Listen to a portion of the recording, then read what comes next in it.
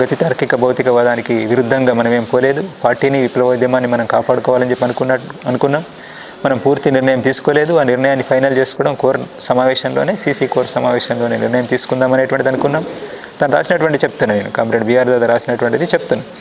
అందరికి అర్థం కావాలి, ముఖ్యంగా మా కామ్రేడ్స్కి, బయట ఉన్నటువంటి వాళ్ళకి అంత అర్థం కాకపోయినా మా కామ్రేడ్స్కి అర్థం కావాలి అనేటువంటిది.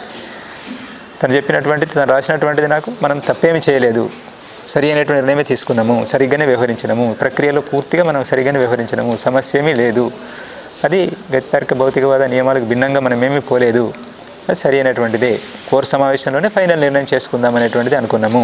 కోర్ సమావేశం, సీసీ కోర్ సమావేశము మనం ఆలోచిస్తున్నట్టు కాకుండా ఇంకొక ఆల్టర్నేటివ్ ఏమైనా చూపెడితే సరే మంచిది, ఈ పరిస్థితుల నుంచి బయటపడి విప్లవోద్యమాన్ని మనం కాపాడుకోగలుగుతాం అనేటువంటి దారి ఏమైనా చూపెట్టగలిగితే మనం అదే నిర్ణయం చేసుకుందాం అనేటువంటిది కూడా దాంట్లో ఆ లెటర్లో రాయడం జరిగింది. చాలా విషయాలున్నాయి అట్లా.